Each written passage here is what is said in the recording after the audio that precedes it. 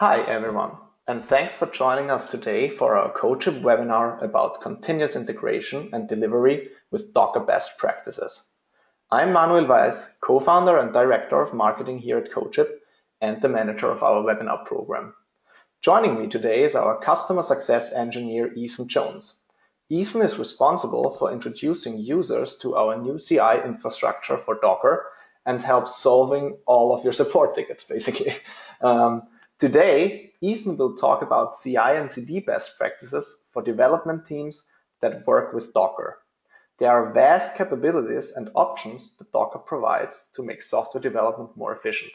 And at CodeShip, we build a CI platform that looks at those best practices and wants to make them available to you flexibly and conveniently in your daily work.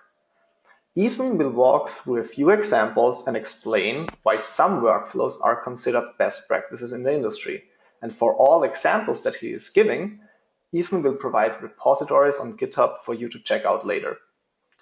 The presentation will take about 45 minutes and we'll collect questions during the talk, and I'll answer some of them if they're quick and easy to answer. But we will have a dedicated 15-minute Q&A session after Ethan's presentations, where we will talk more in detail about a few questions. And lastly, I also want to mention that we are recording this presentation, and we will send you the video and other relevant material like the links to the examples or blog posts that we are mentioning, etc., in the upcoming days. But enough from me for now. Let's get started, and I'm handing over to you, Ethan. Thanks, Manny. So like Manny said, we're going to be talking about using Docker for CICD today, and I want to stress that for part rather than just Docker and CICD, because what we're going to be talking about is taking all of the concepts of Docker, all of the benefits and everything that your team gets out of using it, and actually applying that to thinking about how you go about testing and releasing your code, rather than just saying, I've got a Docker app and I want to run it through CI/CD. There's a whole lot of worldview and concepts and power in Docker, and that can actually be applied directly to the CI/CD process, not just accommodated. Now, to pull back real quick before I get started here, I'm going to be showing you a bunch of examples. We're going to look at deployments to different environments, some strategies for doing different things in the process, and the examples I'm going to show you are actually all going to be running on our Docker infrastructure. What we're talking about is not going to be CodeShip specific. It's going to be about Docker in general and CI/CD with Docker. But the examples are going to be run on our service and our infrastructure. So if you're already familiar with our service and infrastructure, don't worry. We're not going to spend too much time covering that. We've got great resources available to get up to speed, and we're always happy to get you set up on that platform. But I will have to talk about it just a little so that the examples make sense. So who are we? CodeShip is a hosted CI/CD tool, and we support thousands of teams to help them successfully test and ship their code. Now, we actually built a brand new CodeShip for Docker. We didn't just turn Docker support on the product we had. We started over with a new Docker service, and the question is, why would we do that? And we did that because Docker offers very unique solutions and presents some really interesting challenges to teams that are adopting it. And we said if we're going to look at adding support for a tool like Docker, let's think about the types of things Docker is doing for teams. So maybe your team started looking at Docker because you wanted to solve the parity issue. You wanted to make sure that what happens on your laptop happens on your colleague's laptop and is also what happens in production. Or maybe you just wanted to have cleaner, more maintainable code and start going in a microservice direction where everything is simpler and easier to maintain. And maybe you just valued that portability and the productivity that comes with your developers not needing to maintain all these separate environments and getting everything set up just to run other developers' changes. So those are all the things that bring people to Docker. And so what we said is let's try to add those value points and those features to the CI/CD process. Let's take everything Docker's great at and think about what kind of service would make CI/CD part of that worldview. Docker also has some very unique challenges, and if you are just Dockerizing, you might be facing them. If you've been on Docker for a while, you might think back and remember some of the things you had to deal with when you first started. And so you might run into, how do we store our dependencies efficiently? How do we keep our images lightweight enough that the build time doesn't kill us? How do we handle deployments? Do we have to change our production infrastructure?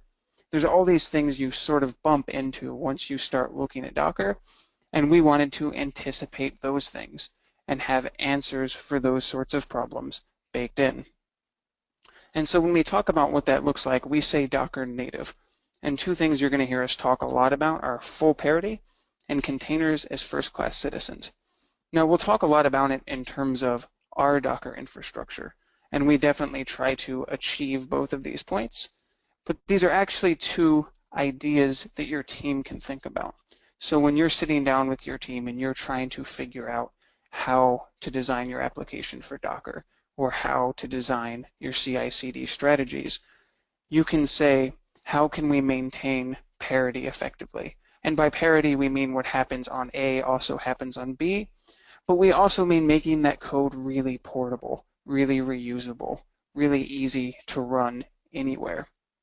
And so that's something your team can discuss as you look at different ways of doing things.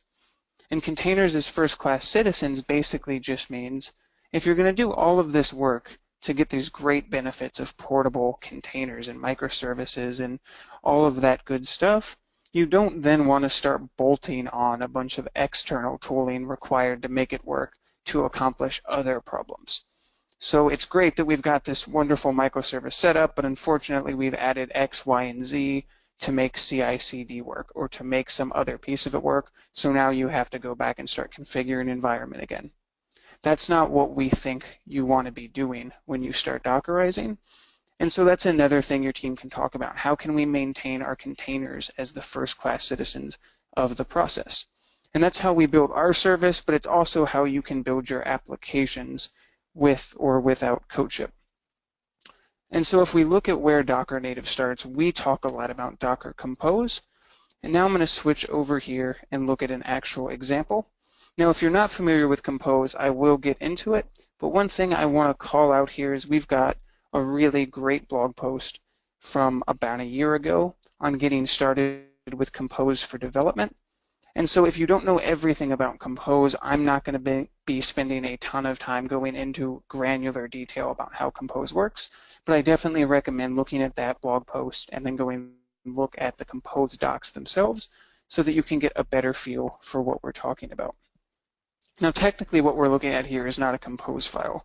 It's a CodeShip services YAML file, and that's because our service uses Compose to power your infrastructure. So we let you make this other YAML file called CodeShip services YAML where you can just clone your Compose. But if you don't want to do that, you can actually use a Docker Compose file as well. You don't need to make this proprietary file. It just helps out if you want to maintain some separation of concerns between your core application and CI/CD. So if we look at what's happening here, I'm defining my app service. This is pretty straightforward Compose stuff. I'm telling it to build this Docker file. Here I'm passing in environment variables, and I'm passing them in explicitly, and we'll talk about that because that's one thing you want to think about in CI/CD. And now I'm providing some linked services. So I'm saying for this application, I need testing, I need Postgres, I need Redis. We're using caching. Now caching is specific to CodeShip, but most things in Docker you're going to want to think about what kind of caching is available or how you can build caching. And I'll circle back to that in just a moment. And then we're using a volume. So what a volume means is we have a directory on our host machine, in this case temp, and we're mapping that to a directory in the container we build from this service definition, in this case code. So when this container builds, anything that happens on code is actually going to be happening in the temp directory on my host. And that's really, really cool, and we'll talk about why, but it becomes a really big part of doing some stuff we'll look at in a moment, like deploying some really efficient containers or deploying to different environments with different configurations. That's the kind of thing volumes helps make really, really easy. So going back here, just to go through this one by one, now that we've talked about what this is doing collectively, the first thing I want to touch on here is our environment variables. And more broadly, I want to talk about our secrets. So when you talk about CI/CD, and particularly on a hosted service, you're going to think, what do I do with my secrets? Maybe it's just environment variables, but maybe I've got some keys, maybe I've got some private dependencies. All of those things obviously need to be handled for CI/CD. So starting simple here, I'm going to talk about how we handle the environment variable problem specifically, and that's with this really simple thing. And this is not going to handle all your secrets, but I do want to show you how you can handle some of the low-hanging fruit with our service. You can just define this encrypted env file. And the reason you can do that is because we have a command line tool that you install locally called jet. It takes an encrypt command, and then you pass it in unencrypted version. Then you specify your output, your encrypted version, and then you can basically run the command. Every project gets a unique AES key. You can delete the unencrypted version or add it to your git ignore. If you delete it, we have an decrypt command, so you can always go modify it more explicitly again if you need to. And that's just your environment variables, and that's how we handle those, so that you don't have to commit this compose file or CodeShip services YAML file to your repo with those explicitly defined. Now another set of secrets might be, again, your keys or anything else that you need access to during build. And I'm going to touch on one of the most popular ways to handle this, and then we're going to talk about how Docker is looking at this long term. So one of the most popular strategies is also really, really simple. A lot of people using our service and a lot of people using Docker have come up with the approach of, I can create a separate private base image just to store any secrets in. Anything I don't want to have to orchestrate in my YAML file or commit to GitHub, I can make a private base image on my registry and just add it like this, something like this. And now I would have an image in my registry that's ready to go and is behind a credential gate that keeps all of these for me. So I really like this strategy, and it's what we see most often right now, and it's probably what I would recommend if you have a lot of private dependencies or other things in your build that you don't want to have to orchestrate explicitly. Now the other thing I wanted to touch on is how Docker's looking at this problem long term. So long term, Docker has a thing called Docker Compose version 2 that's now been rolled out, that more and more teams are starting to adopt. And Compose v2 has a concept of build arguments. And build arguments let you pass essentially context variables to the build time. We are going to be supporting that very, very soon, and we are going to be supporting passing those build arguments in encrypted as well. So that's not something you can do with our service today, but we think it's how Docker has really solved the problem long term. We think with the private base image solution, there's a great way to do it right now. And we just want you to be thinking about where is Docker going and what kind of problems does Docker solve for this way. So if we go back down here to caching, we want to talk about caching for CI/CD. Because one of the things that happens in your Docker architecture is you've got to do something with these images. You have to push them, you have to pull them, you have to reuse them, you have to build them, and you want that to happen as fast as possible and as efficiently as possible. So I'm going to jump over here now, because we have another great blog post, and in fact we have two. One is called Speeding Up Your Docker Base Builds with CodeShip, and one is called Reducing Your Docker Image Size.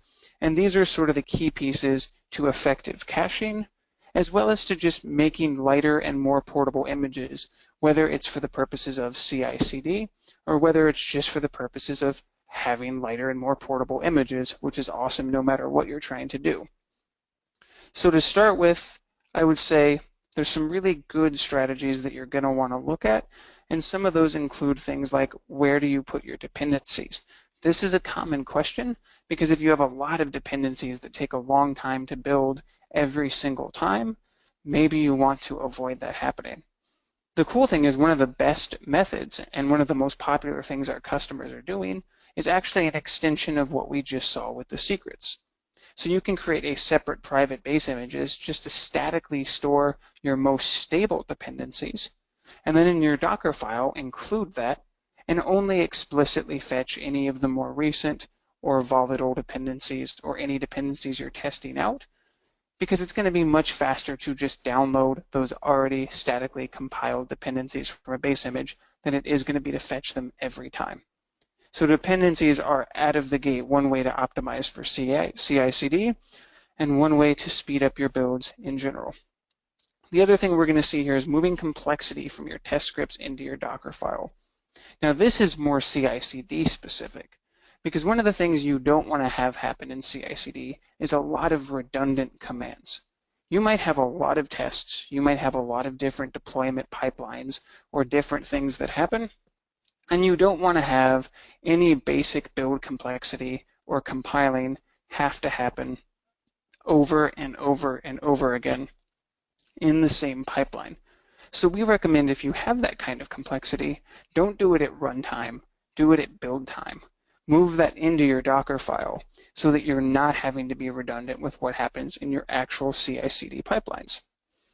And we have some examples too. I'm going to go a little bit past them here, but in these blog posts I mentioned, which Manny will be sending out, we have some very specific examples of how you do that in your Docker file. As I mentioned, installing dependencies into a private base image right here. And then moving down, we recommend, and Docker recommends, splitting your copy commands up. Now this doesn't mean you want as many layers as you can possibly manage, but it does mean if you can break things up into logical layers, you're creating breakpoints so that you can cache individual layers more easily. Our service specifically goes through your Docker file layer by layer and reuses any layers it can cache and rebuilds any layers it can't. So if you have separated those copy commands into your Docker file more granularly, we will be able to use more of them and only have to build the ones that have changed. If you're doing something like copy everything all at once, well then you're going to want to make sure you're making really good use of your Docker ignore file. Because one of the things that can happen if you copy everything all at once is you end up with some unnecessary temp directories and a whole bunch of other localized file storage stuff in your Docker image that doesn't need to be there and can take up a ton of space depending on what's there. So either don't copy everything and only explicitly copy what you need, or copy everything and get really, really judicious with that Docker ignore file. Taking a look at this other blog post, a couple of the other things we want to talk about is use as few layers as required. So that might seem like the opposite of split your copy commands up, but it's really about creating breakpoints without creating more processes. You can figure out what makes logical sense to add together, what is linked enough that changes apply to everything you're including at that moment, and you can sort of create the right balance between explicitly adding things and not having so much happen at build time that it overwhelms. And this is another big thing we recommend is cleaning up right away. So if you're fetching packages, like something you see here, you want to make sure you are then getting rid of those packages in your Docker file. Clean up your apt cache. Take any tar files you've downloaded and remove them after you install them. Don't let those uncompressed or uninstalled assets that you had to download sit there in your image taking up space. So that was a bit of a detour, but again, we're talking about strategies for using Docker and CI/CD, and these are things that might be happening in your Docker workflow that will make a big difference in how long CI/CD takes for you. Will make a big difference in your application in general as well. So this is what I mean when I say, what are you doing with Docker, and then applying it to CI/CD. So I want to get into a slightly more complex example now, because now we're going to get into sort of the meat of why people are really trying to use Docker. And that starts with this volumes here and this testing service. So if I take a look at what's building, and again with Compose, anytime I build this service, it's going to build every single linked service. So what is happening in this testing service that I link to? Well, first it's building a different Docker file altogether. It's using the same environment variables, and it's using this tag volumes from. So we've got volumes and volumes from. We know that in volumes, temp on the host maps to code, and so volumes from means that this container is going to share the exact same structure. It's going to have a code directory that maps to temp. Now if we take a look at this second file here, and I haven't talked about this yet, this is CodeShip steps YAML. On our service, this is how you list every command that runs in your CI/CD pipeline. Now I say Docker, back here we talked about containers as first-class citizens, and when I say that, this is actually exactly what I mean, because what we ultimately want to do with Docker is build containers, microservices, and all this other fancy contemporary architecture. So tying those two concepts together in this example, what we do is we actually execute your commands inside of your containers. So in the syntax for a single command here, this is again how CodeShip does things. We're specifying our testing service, and then we're passing it a command. And so what happens? That means we are explicitly going to give this command to this container, and this container is what's going to run the command, not some CodeShip host machine with a Docker daemon that you need to communicate with, but your actual container. And if we look at why that's so powerful, we know we have this volume. We know this container is using this volume. So let's take a look at this steps file, which again is my entire CI/CD pipeline, anything I need to have happen when I run a CI/CD build. The first thing that's happening up here is I'm running this script, and you can see I'm actually using my app service. So again, the first service. I'm not going to break this apart too granularly for the purposes of time, but based on the name compile assets, what we know this script is doing is preparing any dependencies and basically compiling everything my application is going to need. And just as a shortcut to get through the example fast enough to show you more stuff, I'm going to tell you that compile assets is moving everything in that code base to the code directory on the app service. And what does it mean when I run this compile script and then move my code to the code directory? It means it now lives in this temp directory on the host. So if we look at the next step, the first thing you'll see is there's a bunch of test commands. They're running in parallel, which is the thing CodeShip has to let you spin up multiple containers to move through things faster. But you'll also see that the test commands are using the testing service. They're not using the app service like we see here or like we see below. And so what's happening here? Testing again built a different Docker file. And again, for the purposes of brevity, what you need to know is that Docker file has all of my test logic in it. And that test logic can be mixed with the code I prepared up here in my app service because I'm sharing them through a volume. And why is that really cool? Why is it cool that I can have one service that only has my test logic in it and one service that actually has my code and my compile logic in it, and I switch between them and I can share the code base? Well, it's cool because for one, the containers don't need any explicit logic or tightly coupled logic to talk to each other. The volume does it without needing to create those sort of code-based dependencies. And then it's also cool when we get into step 3 down here. So service app again, so we're back to our first service, and we're doing an image push. So we're actually pushing that image out to our registry. We're providing our credentials again here for the registry, and we've encrypted those using the same JET tool we encrypted our environment variables with, and we're providing a tag. Let's say I actually want that tag to be dynamic. I can do that as well, but for now I'm going to leave it as a static string. And so top to bottom, let's put this together. What's happening here is I'm building my application. I'm moving the code to a different service to test it, and then from my application service, I'm pushing it out. So what that means is I'm releasing code that's been tested, but the code I release doesn't need any of the test logic in it. I'm pushing out clean code that is nonetheless fully tested because I've moved all of that test logic to a separate service. You could even take this a step further and add a separate deployment service, which will look at some Amazon deployment services, Heroku. We'll look at an example using Maven next. But you can move that into a separate deployment service. So what ends up on production, or what ends up on my registry, is just my compiled and tested code. And it's got none of that test logic in this example. Or if I took it even further, it doesn't even need the compile logic. Doesn't even need the deployment logic. I can break out containers specifically for the purpose of CI/CD because we're treating containers as the first-class citizen and because we're running all those commands on the containers themselves. So I think that's a really good example of what parity and what first-class citizens mean. And it's something you can sit down with your team and talk about. How can we build containers for some of the core functions, like testing and releasing, rather than thinking of them as either things that just need to happen or things that are part of your application itself. Now I want to look at a different example doing something similar, only in this case it's going to be slightly more complex. It looks a lot more complex at first, but it's not too bad.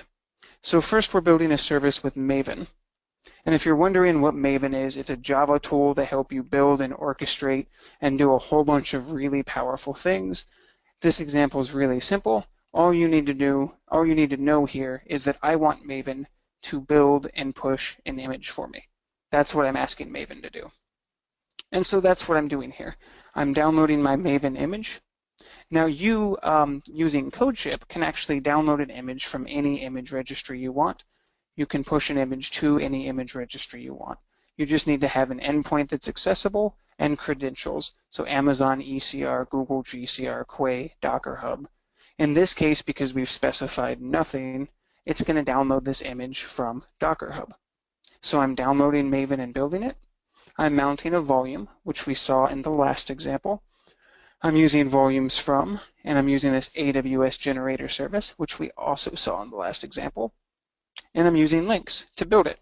So pretty straightforward, nothing different from last time. Down here I've got this AWS Generator Service. Now what you need to know here is maybe you're not pushing images to Amazon's ECR. That's totally fine. But if you are, then you know that ECR has this kind of funky authentication schema that generates these temporary tokens based on credentials. You can't just use a username and password. And so we at CodeShip have actually built a service you can use just to build those temporary tokens.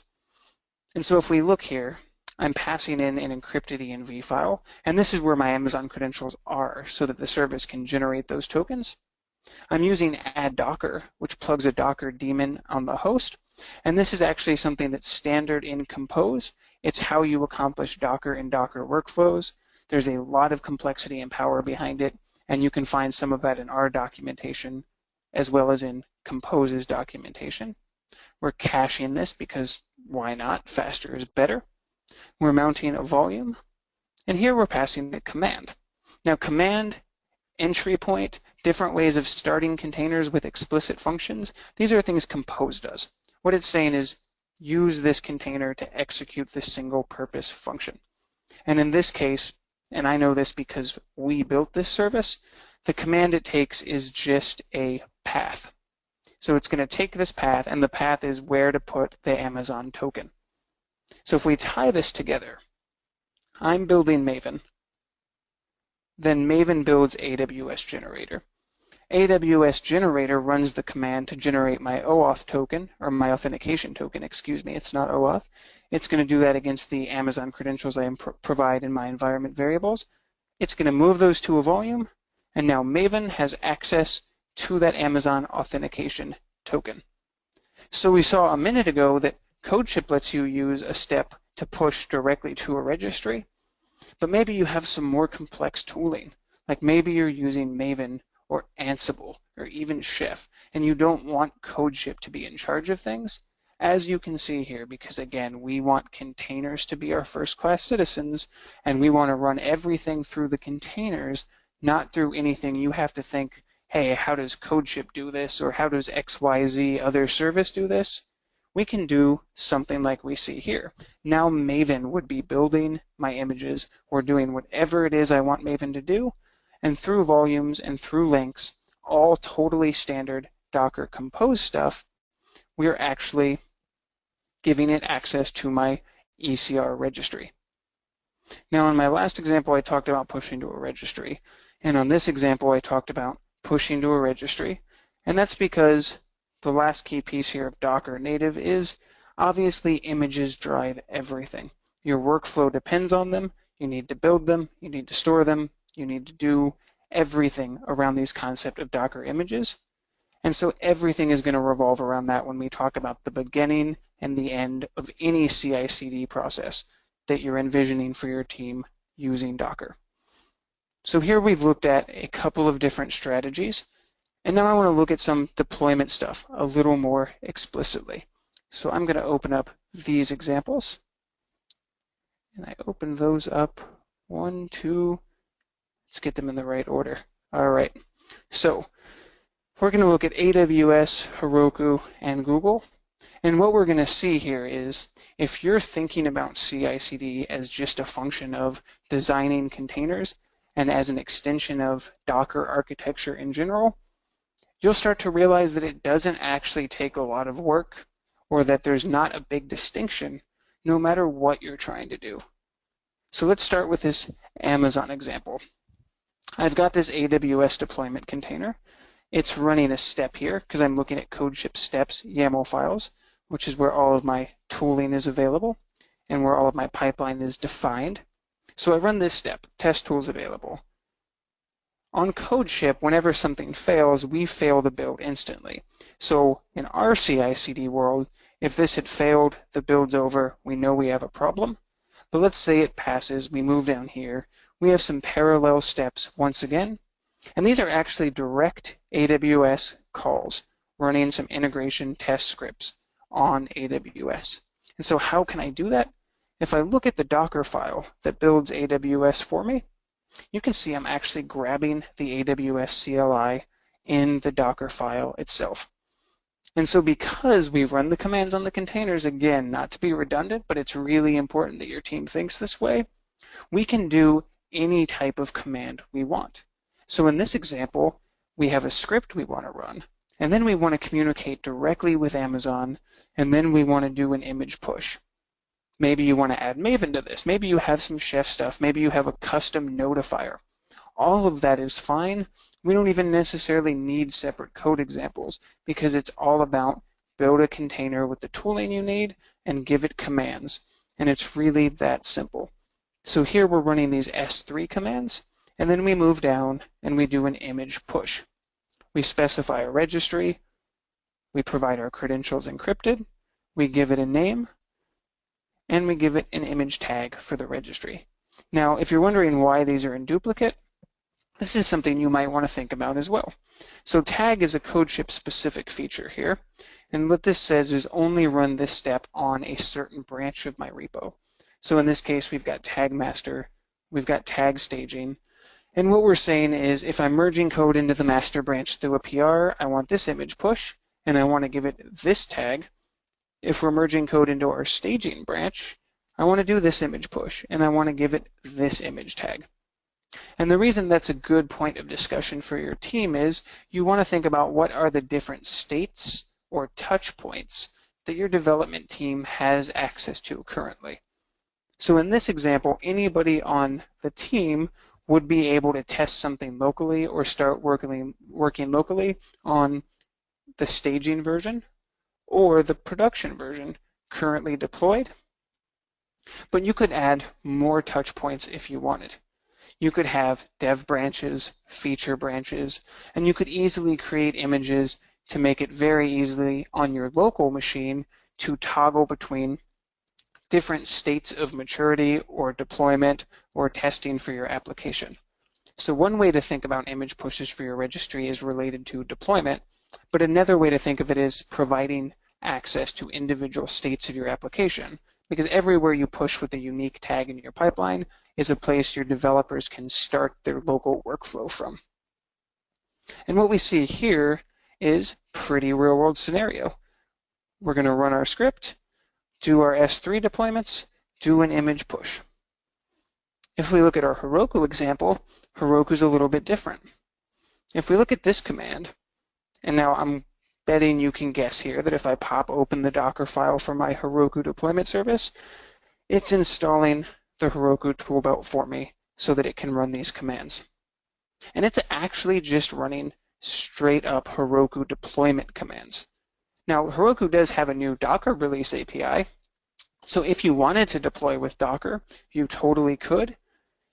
But what I like to highlight here, and what I think is really valuable here if you're looking at Docker for the first time, is do you need to change your production environment? And the answer is no. So if you want to use Docker in production, go for it. If you want to rethink your entire stack and how you're handling things, You definitely can. But Docker provides so many benefits locally and just for productivity on your team. And it provides so many benefits when you start to take some of what we've talked about today to extend it in CICD that you may not want to wait until you can tackle the big, hairy problem of changing production to start getting some of the value from this type of thing. So here we're doing a typical Heroku artifact style deployment. So this means my production is not using Docker, but my development and my CD are. You can even do this with like SFTP commands if you want. You could end a Docker-based CI/CD service with an SFTP deployment to Rackspace or DigitalOcean or wherever you would like. And we have lots of people that do that because you don't have to have Docker in production, and you get to decide what pieces of your workflow make sense to change and when. And I think that should make it a lot more comfortable to start playing around today, because nothing has to change if you don't want it to change, and there's still plenty of value there. One of the things we see here is we're using a different registry on our push step. And so whether it's Quay, whether it's Docker Hub, whether it's ECR or GCR, it's as simple as specifying my registry and my credentials. And actually that's not completely true, because we already know Amazon and Google as well make it a little bit harder with those temporary tokens, but it's really not that hard, and we've built services to make it super easy. All you would theoretically have to change is I would put in my AWS endpoint here, and that is not a real AWS endpoint, and I would say docker config service, and I would have to have my authentication service, something like this, defined in my steps file, and now I'd be able to do that image push to my ECR registry. So that's all I have to change, even though ECR requires a different validation token. And so this is also something to think about, is where do you want to store your assets? Do you want to stay on Heroku? Would you like to move somewhere where there's more orchestration capabilities down the line like Amazon? They all have some bundled, integrated ways of doing things, and it's worth taking the time to examine, how does Heroku handle Docker? How does Amazon handle it? How does Google handle it? We're pretty agnostic at CodeShip. You can use any of them. They're all the same, and they're all just as easy. But what makes sense for you is going to be the trade-offs, the costs, and the simplicity, and what your future plans are. So we definitely encourage you to look at registries, and not just registries, but ecosystems, and look at those sorts of decisions. So this is my Google example. Google deployment. I'm running a script. I'm pushing out to Docker Hub. Straightforward. There's nothing new to cover, because here you can see we're installing all of our Google Cloud stuff. The only reason I'm showing you this example is not because there's such a novel approach to it, but because there's not a novel approach to it. It's exactly the same no matter what you're doing. And why that's really cool is this is exactly what Docker sets out to handle, right? That's why you want to use Docker, is to have these sorts of really clean, easy, maintainable, portable code. And hopefully you see here that when you start thinking about parity, and when you start thinking about your commands running all of those sorts of things directly on your container, then what Docker does for you, it also does for CI/CD. There's just not a big difference between the two, but there's a lot of thought behind how you want to handle it, what containers you want. I could easily have added these Google Cloud binaries that we added here. I could have put those in my main application Docker file, for instance. I didn't need to create a separate image just for deployment. But because I did, all of this stuff doesn't end up on my production environment. All of this stuff doesn't necessarily need to get built locally, so I'm using less resources when I run it locally because I've moved it to a separate service. And that is, again, what Docker is all about. So at a high level, hopefully what we've been able to establish here is, if it's a Docker best practice, then we want to make it a CI/CD best practice. And that you can start thinking about CI/CD not in terms of, now that I've got my app working, how do I get it tested and released, but part of your application strategy, part of how you think about your team's productivity and how you use Docker. So I'm going to hand it back to Manny now for a few minutes, and then we can answer some questions. Thanks, Ethan. That was great. So just a quick wrap up from my side. So in today's webinar, Ethan showed us some best practices on how you can set up efficient CI and CD workflows with Docker best practices in mind. And he also showed how to achieve this by using our very own CodeShip CI and CD service for Docker. And if you like what you saw and are interested in giving it a try, you can sign up for a free trial, and you can see the link on the slides there. I want to mention that we are assigning a dedicated CodeShip contact to anybody who requests a trial for our Docker CI and CD service, because we feel it's really important to have that personal relationship with you and have the conversations with your team that make it easy and quick to help you get started. And then we can take it from there and see if that service might be helpful to you and your team. And please also feel free to check out all the examples that Ethan gave again. You can see the link to the GitHub repos on the slides. And I also want to encourage you to check out our CodeShip resources library. That's where we post all our ebooks, courses, and also previous webinars are on there. So we are recording all of our webinars, and then we are providing them a week later usually. And there's tons of stuff from other CodeShippers like Laura Frank, Brandon Fosbury. We mainly talk about CI and CD best practices and Docker topics, but we also have some more high-level stuff just on efficient software development for distributed teams, etc. on there. So feel free to give it a look, and I hope you enjoy the material. But enough from me. Let's get started with the Q&A session, and I'm handing over back to you, Ethan. Awesome. Thanks, Manny. And to Manny's point, we do have some really great webinars. This was about CI/CD. We've got great ones specific to testing, specific to maintaining your environments. And if you want to think a little bit more about CI/CD itself, we've got this great blog post that we recommend. Came out pretty recently and will help you start with what is the best thing to even think about with CI/CD. Maybe you're totally new to it, so we do have a lot of great resources out there that hopefully can help you get started. And now I'm going to take a look and see some of the questions we have, and hopefully we can answer this. So Alexander wants to know, is the copy command more efficient than the add command for this case, or are they synonymous from a caching standpoint? From a caching standpoint, they are the same thing. You're not going to see a difference in how the cache uses them. The difference between them is a little bit technical, and you can definitely dig into the Compose docs and learn more about that, or excuse me, the Docker file docs, but it's not going to make any difference from caching standpoint. So Davey wants to know, you're talking a lot about reducing Docker image size. Alpine Linux, yes, that's a great idea. One of the things you'll see in the blog post once we send it along is choosing the right image size is really, really important. I didn't cover it today, but that's a really good point. You want to make sure you're choosing the base image that makes sense for what you're trying to accomplish. It's better to go lightweight and add what you need than it is to go with a really heavy base image that has a whole bunch of stuff you're not using. And Alpine is a really great example of a starting point that you can use to streamline things and just go piece by piece, adding what you need. So Alexander wants to know how you can parallelize the steps when you have a mapped port on the service. So that gets a little bit example specific, but one of the things you can do to help make that possible is avoid, and actually I'm going to go back to this example so we can look at it. When you map a port, and I'll just be a little bit clearer, you can do something like this.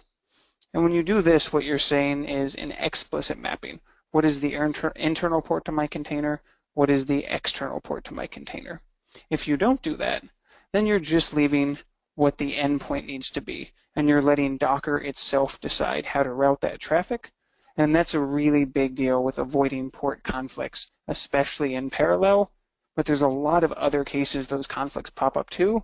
So at a high level, and we'd be happy to dig in with you a little bit more on specifics, but at a high level, the easiest thing to do is avoid explicitly mapping the port you need so that Docker's really good internal networking logic can handle that for you. And Santosh, how do you handle deployment and auto-scaling in AWS? That's a really, really good question. We don't particularly. So if we go back to the Amazon example, which is this one, we handle deployments by letting you build containers with whatever tooling you need, but we don't necessarily tell you what to do on AWS's side. So it's actually more, how do you handle deployment and auto-scaling in AWS? You choose the commands you need to run. So you might have provisioning commands that you want to run in your steps file, or you might have provisioning commands you want to have run on build. You might have some external orchestration tooling, or maybe you want to use code deploy or elastic beanstalk. All of those sorts of things we leave up to you. We don't want to tightly integrate with anything, because if we did that, your code wouldn't be as portable. But again, if you can build a container with access, then you can handle deployment and auto-scaling in AWS however you need to. And Jim wants to know, would CodeShip services work for Windows Azure containers if it runs on Docker? Any container that runs on Docker will work with CodeShip. That means probably not, based on what you're asking here. But there is a lot of Windows tooling, an increasing amount, that runs just fine on Docker. You can now start to build Android apps on Docker, for instance. Not the easiest thing to do, but possible. So if it runs on Docker, it works fine on CodeShip. That's really important to stress, because we don't want you thinking about what CodeShip supports. We want you to bring your Docker application and have it work every time.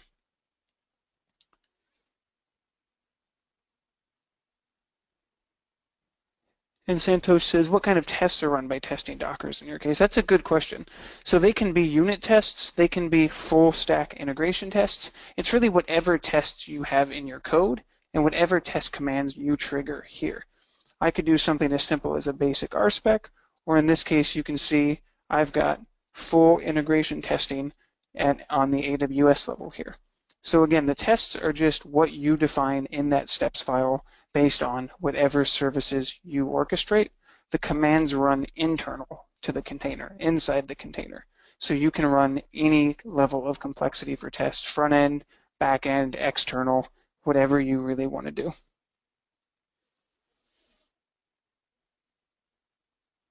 So let's see, John wants to know how Jet works locally. And that's a great question, because we've put a lot of time into using Jet locally. And so I'm going to back out of here. I'm going to go in here, and I'm going to run this command called Jet Steps. Now, when I run Jet Steps, you're going to see that Jet is this local binary. It does your encryption stuff like we talked about. But Jet will also run your entire CICD process on your local development machine here. Now this is really, really handy, because if I had any errors, problems, misconfigurations, I could see that before I even triggered a remote build. I don't have to commit my code to solve a CICD failure. The two other things that's really cool about that is, first of all, Jet skips image pushes and it skips branch tags by default. And that's because pretty obviously we assume if you're running it locally, you're trying to debug, you're trying to avoid bad commits. You're not most likely trying to deploy locally. But if I run Jet Steps help here, I have all of these options I can pass to Jet. I can tell it to do a push. I can tell it to recognize a branch string. And there are two really important takeaways from that, as I was saying. The first is, for a lot of teams, especially a lot of larger teams with really sensitive needs, one of the things every hosted service gives pause on is what happens if something goes down. Now you can go to the CodeShip status page and look at our uptime. We're really, really proud of it. We work really hard on our uptime. But if you're the CTO or the PM of a team that's not comfortable with cloud services, you're probably pretty worried about uptime. And by using Jet combined with these options, what it means is that if there ever is some terrible situation, and it's 6 p.m. on a Friday and we have an outage or GitHub has an outage and you just have to get that code to the server but you still want to test it, you can use Jet on any developer's local machine to run that full CI/CD process and release fully valid code around any external failure. The other thing it means is you're going to start to think about CI/CD slightly differently, because it's not so much what happens on every build, it's how do you even avoid bad builds. By using Jet, what you're going to see is you might have to build less often. You can avoid problems and never trigger builds that you know are going to fail because you've tested them locally.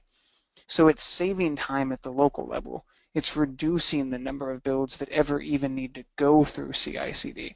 And that's a big conceptual jump because Jet locally is saying CICD is part of the workflow, not a single external service that you call and maybe just measure how quickly you can get through it.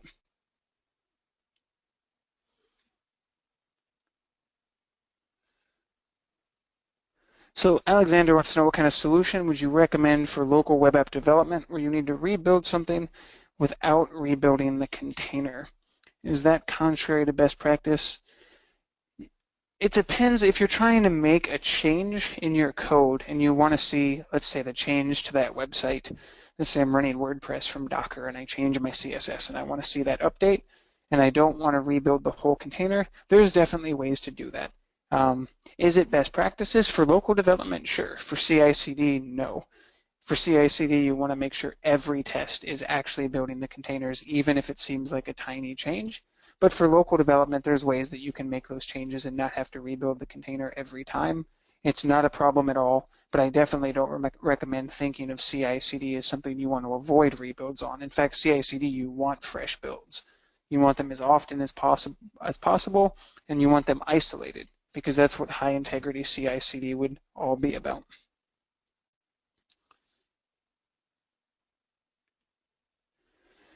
And Alexander wants to know why you need Docker machine for Jet. You're using Docker for Mac. Okay, so I might have misspoken. I apologize for that. You don't explicitly need Docker machine. You need a Docker daemon, period. So Jet, when you install it locally, is going to go find Docker. That's whatever host Docker you're using. Maybe you're using Docker Toolbelt. Maybe you're using Docker for Mac or Docker for Windows. Jet will just defer to whatever Docker you are running locally.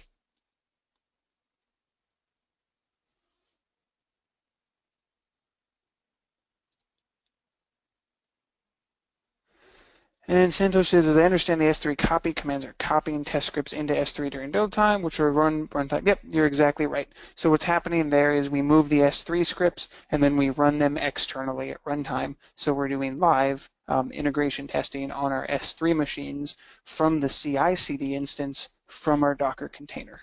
So that's spot on, and that's a really good clarification because you can communicate with external resources as long as your container can communicate with those external resources. And Nico, yes, Jet is available for Mac, Windows, and Linux. We're actually in the middle right now of changing Jet in a really, really cool way that we're super excited about. It works great today, but we're actually migrating some pieces of Jet over to the actual open source Compose library. And what's really cool about that, and why I bring it up in context of your question, is once we do that, it's going to be as cross-platform as Docker itself is. So right now it's cross-platform, but it's going to be even better once we finish bringing it to full parity with that open source Docker library. Kevin, does the Jet encryption features integrate with any on-prem hardware security modules? Unfortunately not. We don't support really any on-premise workflows at this point. We would love to in the future, and we're always evaluating it. If you want to email us in a more detailed and complex overview of your use case, that's exactly the kind of thing we look at to see what makes sense for us in the future and what people who want to use Jet are trying to accomplish. Right now, unfortunately, that wouldn't work though. Santosh, I cannot talk about pricing because I don't actually know it like the back of my hand. It's not where I spend most of my time. You can start at $75 a month. It goes up from there depending on resource needs, how many concurrent builds you need, things like that. Feel free to get in touch with our account rep team or submit that requested trial form, and we can talk to you about pricing a lot more.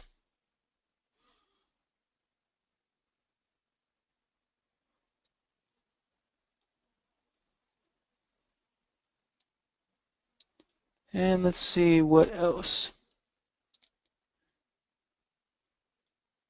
If you're looking to get in touch with our account team, that would be the request a trial form. It's on the slides. You can also find it on the CodeShip homepage, and we will follow up with you, get you access, get you paired with an account rep, get you paired with somebody to help you get going and talk to you about what you're trying to accomplish, which might be me or might be one of my colleagues, and then you can go from there. Is Jet different from Docker support on pricing plans? No, it's not, Chris. That's what we talk about when we say Docker support. It gets a little mixed up because Jet is this local CLI tool that we showed you. Docker support is the ability to run Docker builds on CodeShip.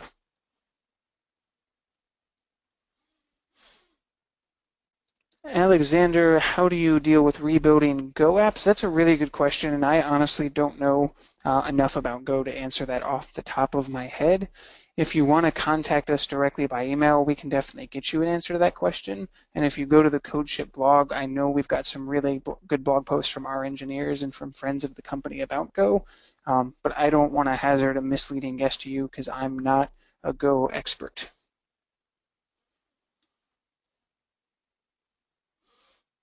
Awesome, and it looks like that is about all the questions. So unless anyone has any other questions, we will wrap up here.